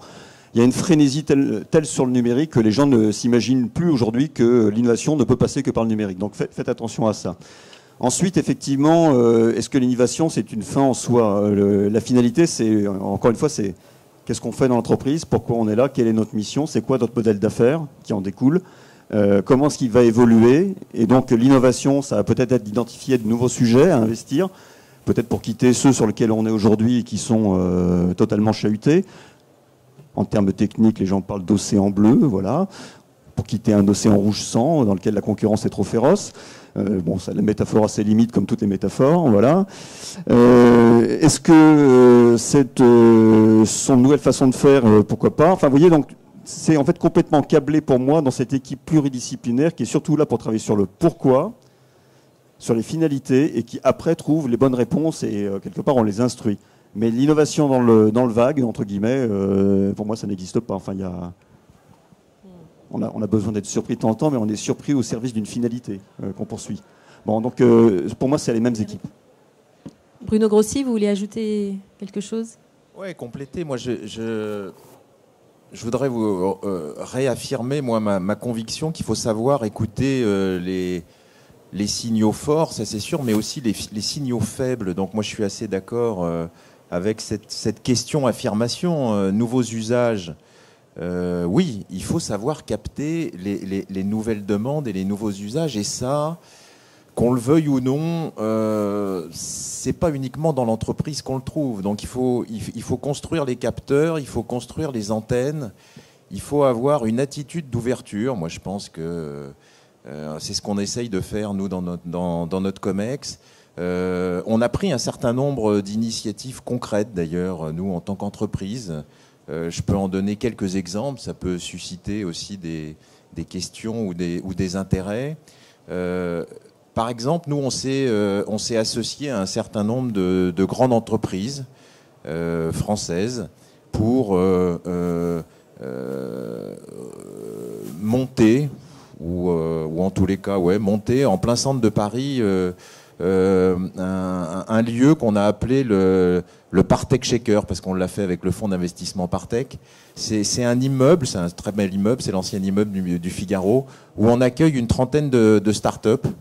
Alors on est investisseur ou pas d'ailleurs de ces start-up sur des usages B2C, B2B, et on considère, et moi je vais les voir très fréquemment, ainsi que les autres membres du COMEX, on les regarde se développer, on les aide, et surtout on apprend de ce qu'elles font et du succès qu'elles peuvent avoir. Bon, il y a des échecs, mais elles ont des succès dans des domaines très surprenants qui nous montrent que ces jeunes structures, ces jeunes talents savent capter des tendances, alors fortes, mais parfois faibles et difficiles à capter. Donc ça, nous, on fait ça, par exemple. On a fait autre chose. On a simplement, en dehors de notre marque Econocom, on a dit, bon, c'est pas de la pub, ça. On a créé on a essayé de lancer un mouvement, en tous les cas, qui s'appelle Digital for All Now. On a un site qui s'appelle Digital for All Now. Je vous incite à aller le voir. C'est pas de la pub, c'est simplement des témoignages d'entreprises ou d'individus qui ont mené des projets avec succès, avec difficulté, qui ont observé des transformations, qui ont observé des ruptures et qui ont mené un certain nombre d'actions. Donc moi je vous conseille d'aller lire. C'est pas de la propagande, c'est pas de la pub. Et dernière initiative qu'on vient de prendre en tant qu'entreprise Econocom. Donc nous, on a à peu près 9000 collaborateurs, donc une grosse ETI. Eh bien, en dehors de nos DRH, on vient de créer un poste qui s'appelle alors bon, on n'a pas été super créatif, qui s'appelle le Talent Manager, et qui n'a pas d'objectif, je dirais, de recrutement, qui n'a pas d'objectif quantitatif, qui a uniquement des objectifs qualitatifs, c'est-à-dire justement de nous trouver. Repérer les talents. Voilà, des repérages de talents, exactement. Voilà. Alors c'est un investissement qu'on fait. Ça marchera pas. Moi j'ai milité pour qu'on le fasse et on va observer comment fonctionne cette nouvelle fonction. Alors, on va prendre une autre question des participants qui concerne cette fois-ci le secteur public. Dans les collectivités territoriales, lorsque l'on a identifié les bons projets, schéma directeur, etc., les compétences analyse de processus ne vont-elles pas être la ressource rare? Donc, ça nous vient de la ville d'Évreux. Donc, peut-être, Bruno, vous avez peut-être davantage travaillé dans le secteur... Oui, des collectivités. On travaille pas mal dans le secteur public. On travaille, on doit faire pratiquement 15% de notre chiffre d'affaires dans le secteur public. Dans le secteur public, il y a les grandes administrations qui sont peut-être mieux dotées, quand même, que les collectivités, encore que. Alors l'analyse du processus, oui. Alors comment répondre à cette question Bon, moi, je vous disais tout à l'heure, moi, j'ai un passé de consultant. Donc, pendant une vingtaine d'années, j'étais associé chez Accenture. Donc, des analyses de processus, j'en ai fait quelques-unes. Alors, j'espère des bonnes, en tous les cas, peut-être des moins bonnes. Du re-engineering de métiers et de processus, on en a fait pas mal. Moi, encore une fois, l'analyse de processus, c'est un peu, il me semble... Excusez-moi, le petit bout de la lorgnette, c'est-à-dire, on va dématérialiser, on va simplifier, on va automatiser un processus. Bon, c'est souvent nécessaire. Moi, je pense encore une fois que ce qu'il faut s'attacher à faire, et ça, c'est pas forcément des compétences techniques, et je suis sûr que dans les collectivités territoriales, il y a ces compétences, c'est encore une fois quel est le projet qu'on veut faire pour ses administrés, pour ses malades, pour ses patients, pour ses contribuables, pour ses élèves. Et ça, c'est plutôt le courage de le faire, la lucidité, l'écoute, l'analyse et la capacité à choisir, à décider, à s'engager sur un projet plus qu'une analyse technique d'un processus qu'on veut automatiser. En tous les cas, c'est comme ça que j'aborderai le sujet. Oui, qui peut être nécessaire dès lors qu'on est dans des processus d'information ou des processus documentaires quand même. Hubert Tournier. Ouais, je voudrais commenter ça parce que c'est un outil extrêmement puissant, mais qui est rarement utilisé comme il faut. À partir du moment où on parle de transformation, on va avoir besoin de savoir comment on travaillait avant pour voir demain comment on va travailler. On va avoir besoin aussi de faire l'accompagnement du changement. Et l'accompagnement du changement, il se fait en disant aux gens, tu bossais comme ça, tu faisais ça pour telle finalité. Demain, tu bosses avec un tel, tu fais ça autrement, et tu bosses pour telle autre finalité. J'ai une petite expression pour en parler, mais pour moi, le numérique, c'est une arme de désintermédiation massive. Et bien, celui qui maîtrise dans l'entreprise la formalisation des processus, il a une position extrêmement forte.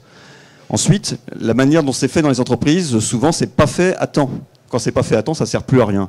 Donc l'idée, c'est de formaliser les processus et la manière dont on bosse dans l'entreprise à l'avance, et pas de mettre ça dans un placard et de l'oublier parce que ça, c'est juste stupide. C'est plutôt de se dire, maintenant que j'ai formalisé la manière dont les gens travaillent chez moi, de quelle manière, finalement, je repère les choses qui ne se passent pas bien dans l'entreprise. Quels sont les endroits où je perds du temps? Quels sont les endroits où je perds de l'argent? Quels sont les endroits où le numérique va m'apporter quelque chose pour transformer les modes de travail?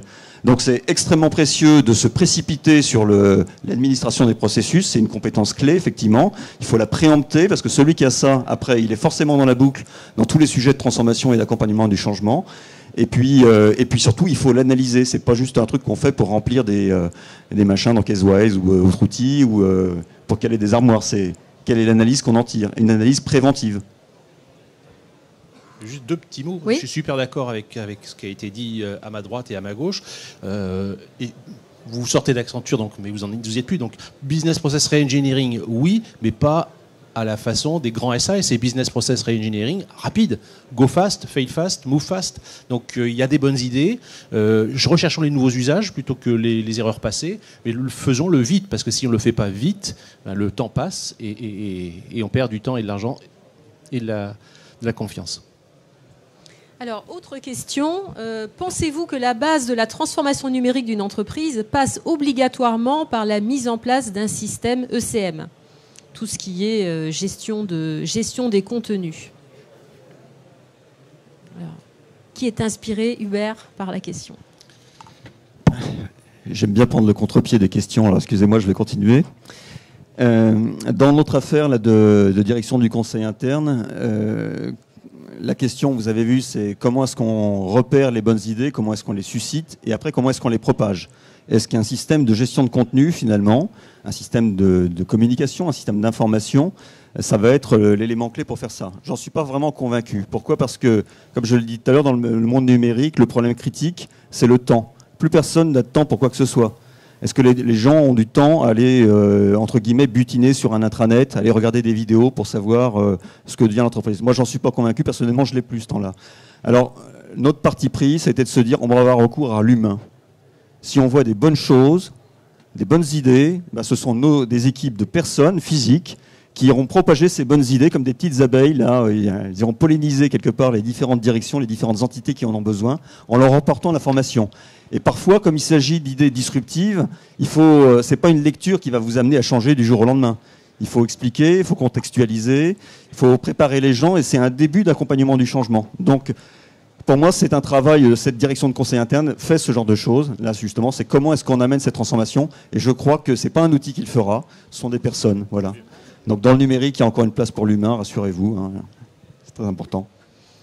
Bien, merci. Donc, comme je vous l'avais annoncé, Philippe Lemoine vient d'arriver. Donc, vous allez devoir démarrer bille en tête. Alors, peut-être, voilà, mais vous sortez d'une autre conférence. Donc, ça vous a permis de vous chauffer.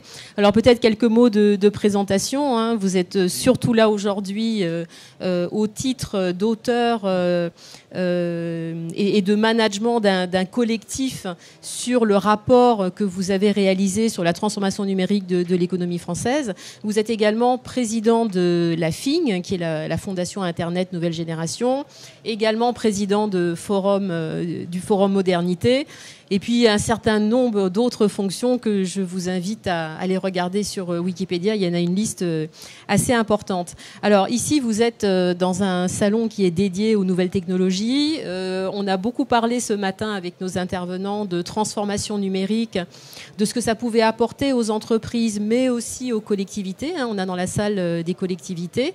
Et on a aussi beaucoup parlé de l'aspect humain qu'on oubliait peut-être quelquefois derrière le mot numérique. Voilà. Donc peut-être si vous voulez dire quelques mots sur les éléments de votre rapport et puis en quoi ça peut intéresser les participants aujourd'hui. Et peut-être aussi une question, ce rapport date du mois de novembre. Qu'est-ce qui s'est passé depuis ?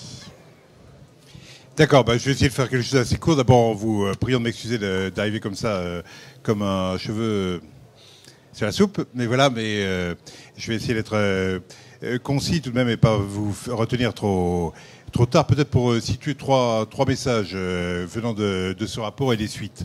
Premier message, pourquoi, c'est la question que je m'étais posée quand j'ai eu cette mission qui m'était confiée par Bercy, pourquoi aujourd'hui parler de transformation numérique? Moi, j'ai commencé ma vie professionnelle comme chercheur en informatique, en même temps que j'étais assistant d'Edgar Morin.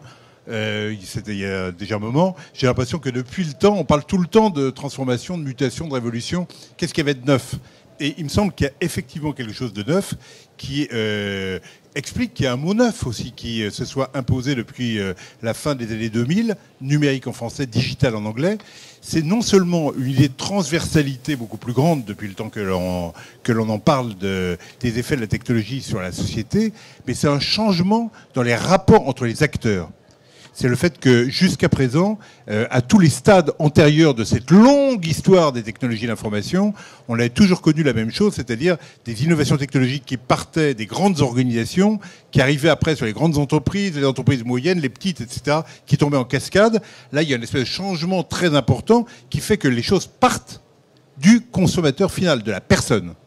Et si les mots ont un sens, numérique en français, digital en anglais, c'est des mots qui viennent de l'électronique grand public.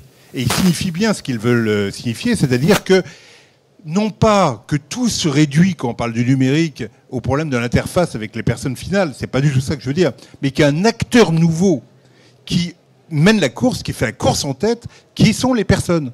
Et c'est ça qui amène à parler transformation numérique ou digital disruption, qui font que quand on veut s'enseigner sur l'innovation, on va aux États-Unis, on va au Consumer Electronics Show, que toutes les évolutions qui se sont produites depuis 2007-2008, c'est-à-dire le moment où Apple commercialise les premiers smartphones, puis les tablettes, etc., ça a été des succès très grands en termes d'équipement, mais pas uniquement d'équipement. En termes d'innovation, les nouvelles façons de communiquer, les nouvelles façons d'échanger, d'être propriétaire des biens, de voir comment les partager, etc., c'est inventé par les personnes. Et mondialement, les entreprises courent derrière. Moi, j'ai beaucoup de respect pour ce que les uns et les autres font, pour Airbnb, pour Blablacar, mais c'est pas eux qui inventent. Ils observent ce qui se passe et ils captent et ils systématisent.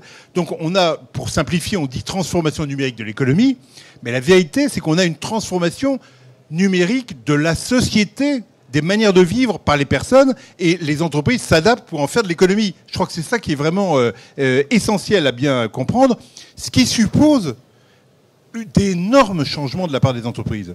Il y a une statistique qui est, je trouve, assez parlante, mondialement, à l'échelle mondiale, qui est une étude qui a été faite par la MIT avec l'appui de Capgemini, qui porte sur 500 entreprises dans le monde et qui les classe en fonction de deux axes: l'intensité de leur programme d'utilisation de la technologie et, par ailleurs, axe différent, l'intensité de leur programme de transformation. On essaie de mesurer 4 choses: la redéfinition de leur modèle d'affaires, les changements de rapport avec les clients, le nombre de niveaux hiérarchiques et la simplification, et puis par ailleurs la reformulation des processus d'innovation.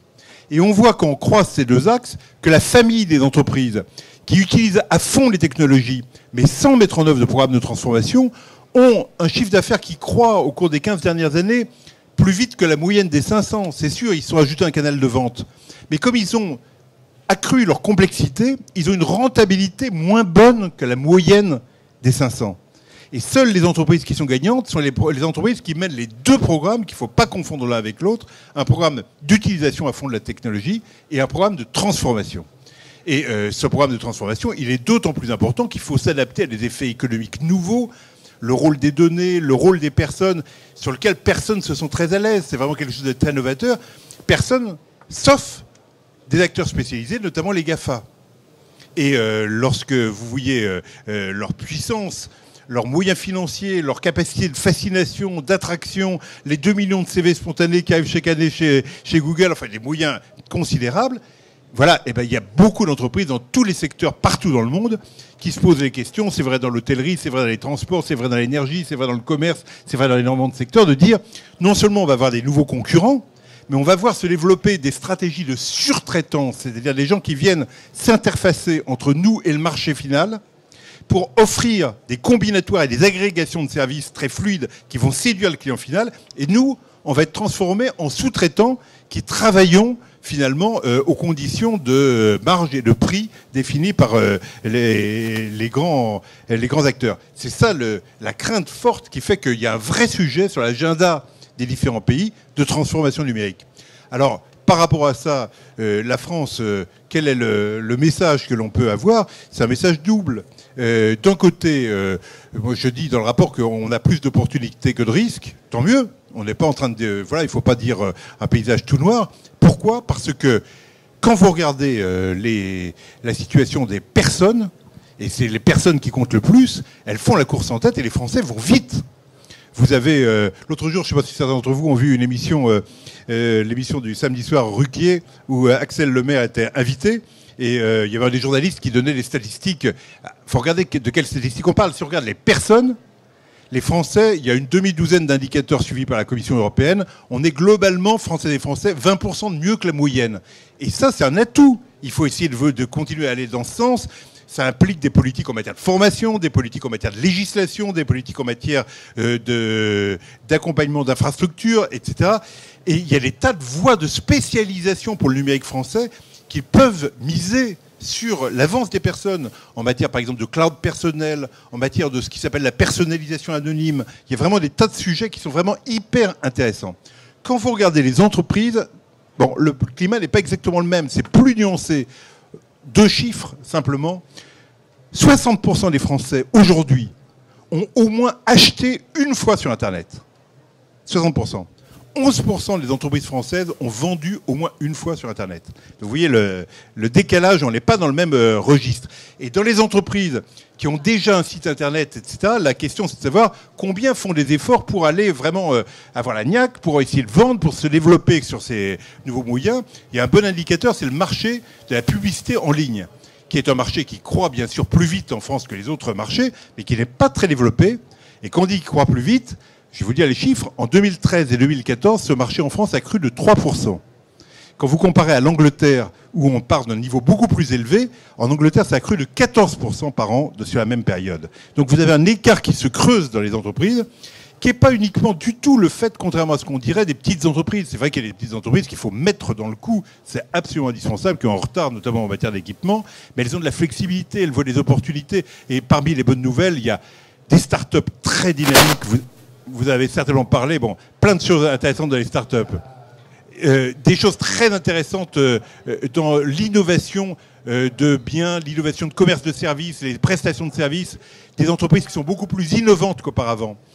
Des services d'accompagnement B2B. Franchement, ça a été pour moi la découverte la plus intéressante de ce rapport en matière d'accompagnement de la toute petite entreprise, de l'entreprise de moins de 10 salariés, en matière d'accompagnement juridique, d'accompagnement comptabilité, d'accompagnement contrôle de gestion, d'accompagnement à l'exportation. La toute petite entreprise, plein de choses intéressantes. Et ça, c'est super important parce que la croissance des années à venir va beaucoup reposer sur l'ascenseur économique, comme on parlait de l'ascenseur social. C'est-à-dire les entreprises qui peuvent, lorsqu'elles sont nées, quel est leur espoir qu'elles atteignent le sommet. Il y a une statistique terrible par rapport à ça. Dans les 100 premières d'un pays, combien sont nées depuis moins de 30 ans ? Eh ben, en France, on a une entreprise qui est née depuis moins de 30 ans, qui est Free. À l'échelle européenne, sur les 100 premières européennes, on a 9 entreprises qui sont nées depuis moins de 30 ans. Et lorsque vous regardez les États-Unis, sur les 100 premières américaines, 63 entreprises ont moins de 30 ans. Donc vous voyez, quand il s'agit de comprendre une innovation qui est liée à l'évolution de la société et de son environnement, l'âge d'une entreprise, ça a une sacrée importance. C'est pas pareil d'être chez Facebook, où le dirigeant a fêté ses 30 ans en 2014, ou d'être, par exemple, dans l'industrie automobile française, qui s'est inquiétée pendant longtemps du vieillissement de ses cadres, de ses salariés, etc. Et aujourd'hui, c'est le vieillissement de ses clients. 51%, pardon, la moyenne d'âge des clients de l'industrie automobile, c'est 51 ans. Donc, quand vous êtes au service marketing de l'automobile, vous avez de la curiosité intellectuelle, vous savez qu'il y a Blablacar, vous savez que... Mais, voilà, le problème, c'est que les clients sont âgés.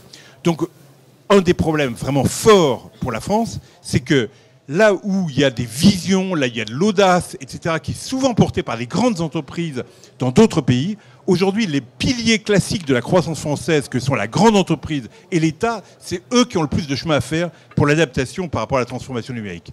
Alors par rapport à ça, les suites, moi ce que j'attends, il y avait un effet pédagogique aussi, un effet de provocation par rapport aux grandes entreprises et autres, sur lequel vraiment j'ai beaucoup insisté, sur le fait qu'il y avait d'énormes changements, comme vous voyez, je ne sais pas, prenez un exemple, un seul, comme Alstom, un jeune ingénieur d'Alstom dans des groupes de co-construction que l'on a fait dans ce rapport avec une méthode participative qui dit, franchement, ce qui a le plus changé chez nous depuis qu'on a comme actionnaire General Electric, c'est qu'on nous pose la question, quelle valeur ajoutée numérique vous avez prévue dans vos produits ?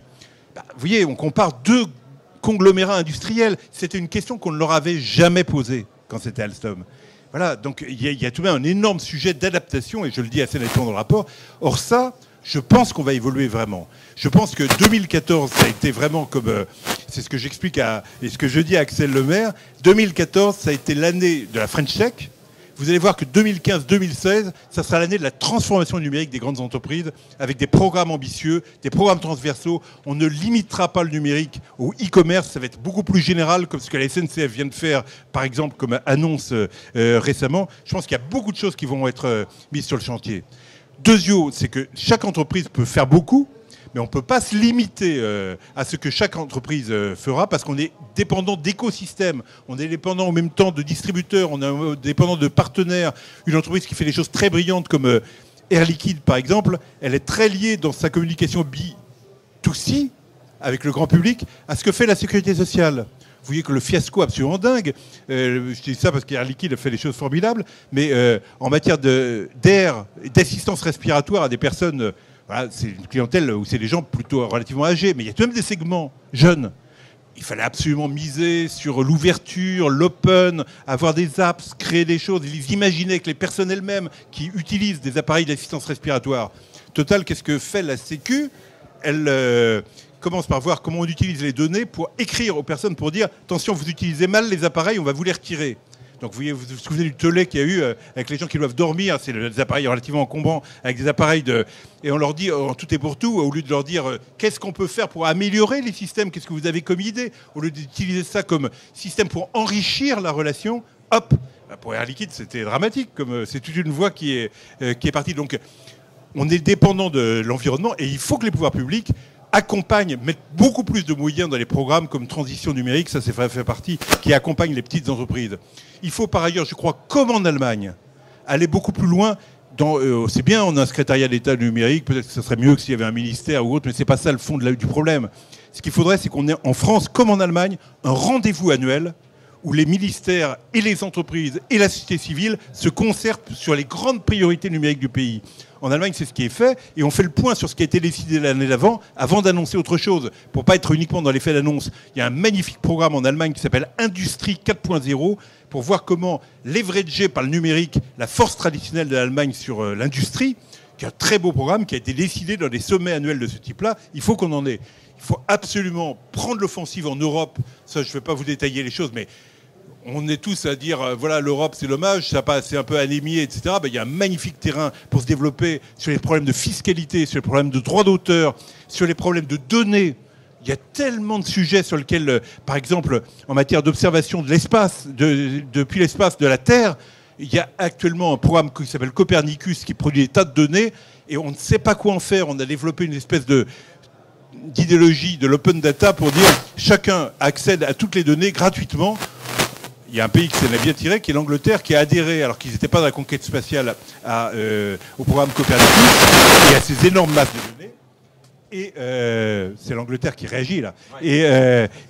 Et qui a immédiatement monté un programme qui était en train de tricoter un accord avec Google, consistant à dire « Je vous donne les données de l'Europe et vous m'aidez à avoir un village pour les start-up anglaises. » Ben non, il faut qu'au niveau européen, on dise « On ne peut pas avoir une Europe du spatial sans une Europe des données du spatial. » Vous voyez, il y a beaucoup de sujets sur lesquels l'initiative est à l'échelle européenne. Et puis, je crois également qu'on peut prendre une grande initiative en France, ça correspond bien à ce qu'on a su faire à différents moments pour doper notre destin collectif, qui serait de monter, on parle beaucoup d'exposition universelle, eh ben montons une exposition numérique universelle, dans laquelle, à la fois sur le thème du numérique, mais qui utiliserait à la fois le support du numérique et des lieux physiques. Voilà, on sait faire les salons, etc. Faisons une exposition numérique universelle où on confrontera le meilleur de ce qu'on fait en France avec le meilleur de ce qu'on fait à l'étranger. On se dit, on fait ça dans 2-3 ans. Vous allez voir que d'un seul coup, il va sortir des floraisons de choses qui sont hyper passionnantes et hyper à mettre en avant. Donc voilà, je crois que je serai un petit peu entendu sur ouais, peut-être une question, et puis bon, malheureusement, après, on va devoir libérer la salle. On a déjà dépassé l'horaire. Il a beaucoup été dit de ce rapport qui s'adresse à l'économie, donc aux entreprises, les grandes, les petites, les moyennes, que ce serait bien qu'il soit également lu par les pouvoirs publics, par nos élus, de manière à ce qu'eux-mêmes puissent être peut-être davantage au fait de ce qu'on met derrière la transformation numérique. Donc, est-ce que vous avez l'impression que c'est un petit peu le cas ? Alors c'est un petit peu le cas, je dirais franchement, je vais vous dire vraiment la vérité, les pouvoirs publics ils se sont mis dans un calendrier qui est de dire il faut une loi sur le numérique. Moi je ne sais pas si c'était la priorité, mais du coup ça concentre beaucoup d'efforts, ça leur met un petit peu des barrières, ils trouvent des tas de choses justes, etc. Mais est-ce que c'est leur priorité, est-ce qu'il faut le prendre?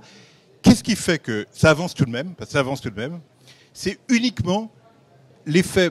Bon, ce rapport, il a eu un petit écho médiatique, voilà, ça a de l'importance. Et surtout, alors je n'avais pas pensé comme ça, le fait de travailler à plusieurs, ce qui me semblait normal sur le numérique, on ne va pas parler d'un sujet intelligence collective, et puis faire tout seul un rapport dans son coin. Et puis d'une centaine Il y a eu plus de 500 personnes associées à la fabrication du rapport. Ça fait que dans des tas de milieux différents, il y a des gens qui disent, bah oui, attendez, on est partie prenante de l'affaire.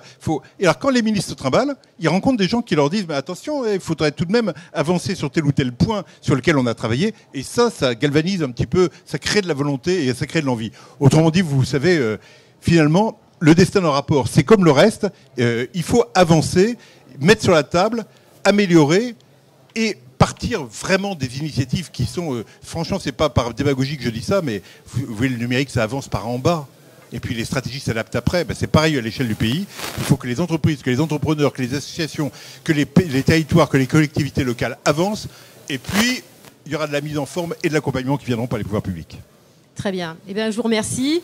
Écoutez, merci à vous tous. J'espère que ça vous aura donné envie d'avancer sur ces programmes de transformation numérique en se posant les bonnes questions en amont. Merci à vous. Merci à nos intervenants pour cette table ronde. Merci beaucoup.